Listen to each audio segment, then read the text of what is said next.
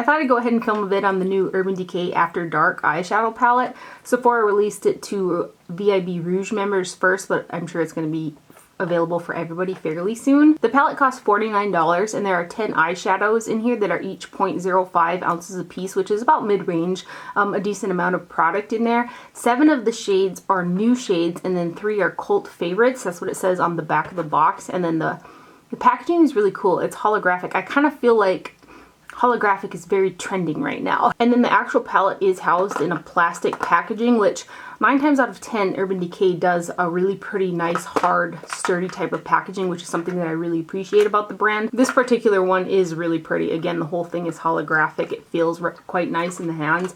And then there is a mirror in there, and the palette flips straight backwards, but it doesn't go all the way around. And then you've got your mirror in there, and then here are your 10 eyeshadows. Well, you can see me trying to film a video.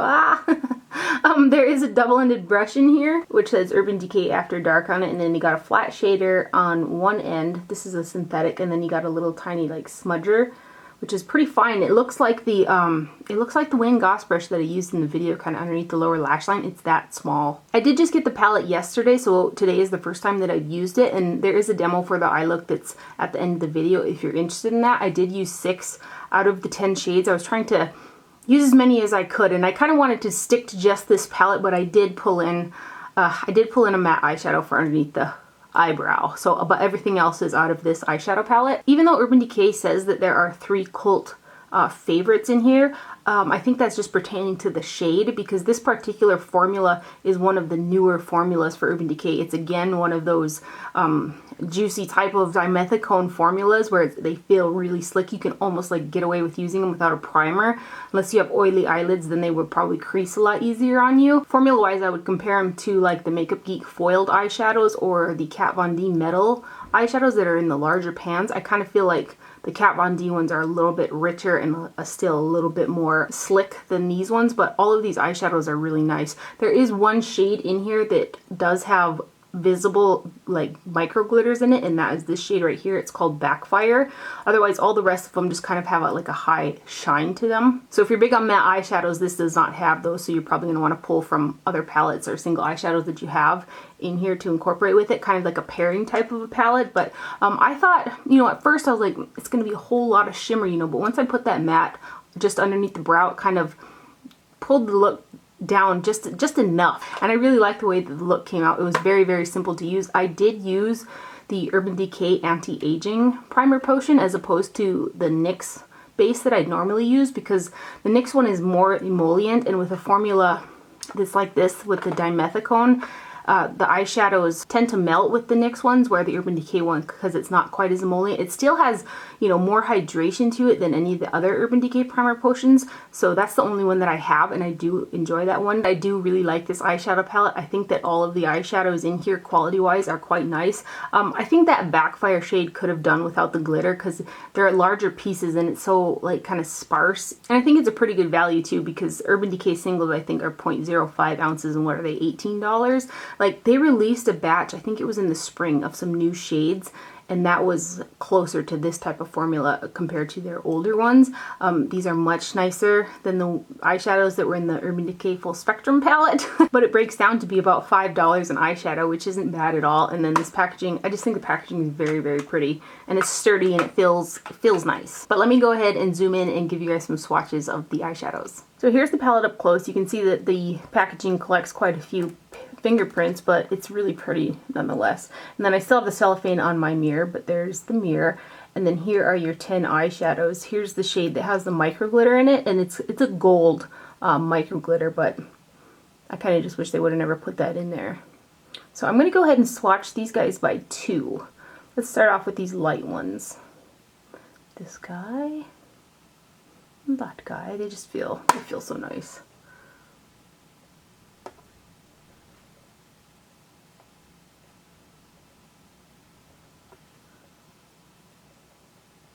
And then we'll do these next 2. Oh, sorry if that noise is bothering you.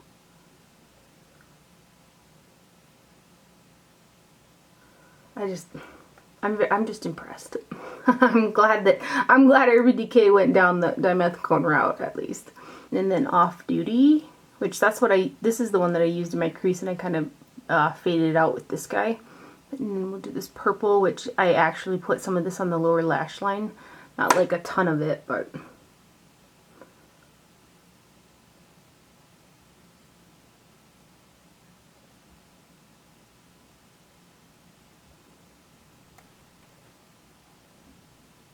And then there's Backfire and Lounge. And I'm not 100% sure which ones are the cult classic ones. I feel like Fringe rings a bell and Backfire.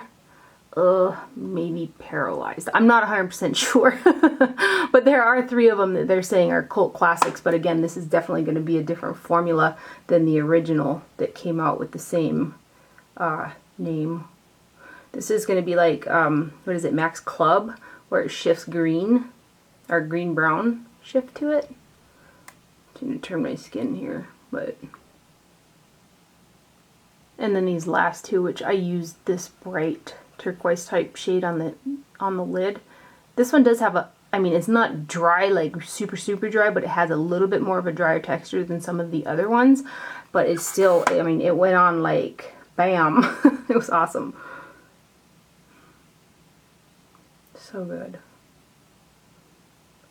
Again, the skin is just getting over 40 below. No primer, no lotion, nothing. That's looking pretty good. Digging it. Hopefully that was helpful for you guys. I do feel like this is a hit from Urban Decay. It was really easy to work with, you know, high pigmentation, easy blendability. I dig the look that came out of it. I used 6 shades, so I do really like it. Now if you're interested in seeing the look that's on my eyes and kind of how these eyeshadows performed, you can hang tight and we'll get into it right now.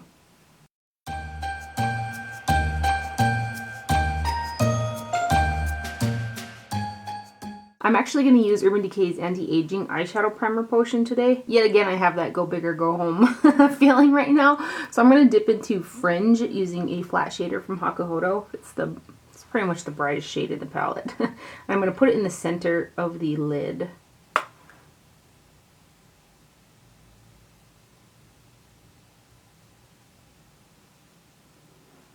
Yep. I'm going to go ahead and use that same brush on its side and pick up this light cream shade. It's called Alter. I'm going to put that in front of Fringe and blend it in.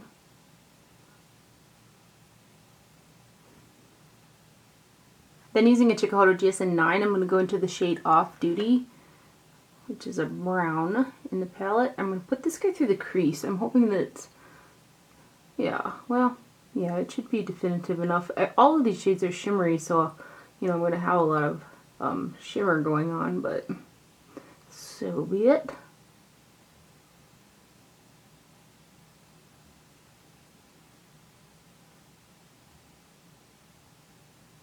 On that same brush, I'm going to go into the shade Supersonic, which is the red, and I'm going to overlap it on the edge of that, the Off-Duty color.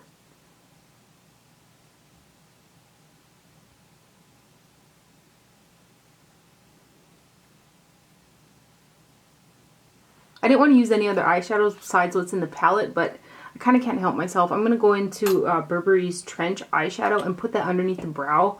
I just want that, I want the red to fade up into that to kind of create a little bit of a lighter red. The other shades that are in the palette, I'm just going to have, I don't know, like a ton of shimmer going on, but nothing wrong with that. Now I'm going to use a J5523 brush from Hakuhodo and go into Supersonic again and fade that up into the matte there.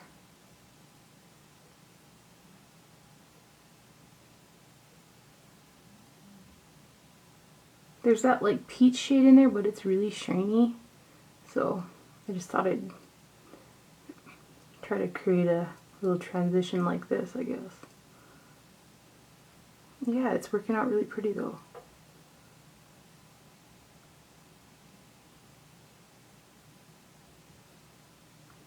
Oh, I like that. I'm going to stray out of the norm a little bit. I'm going to go on with this Wayne Goss number 5 brush, and I'm going to dip into the shade Druggy, which is the cooler tone purple in the palette. I'm going to put some of this down here.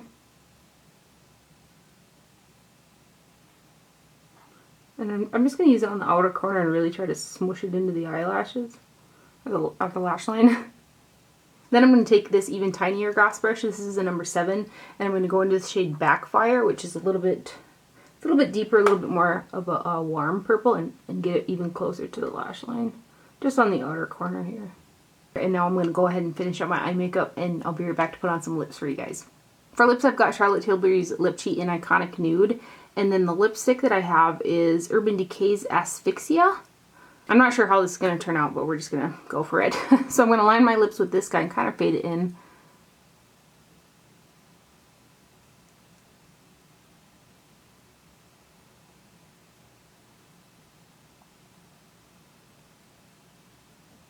Then I'm just going to go ahead and put Asphyxia over the top of it, which looks like that.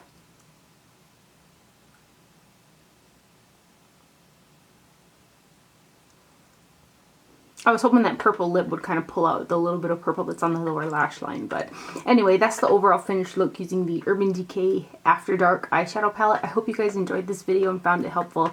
Thank you for watching. Do not forget to wear sunscreen, and I'll see you guys later.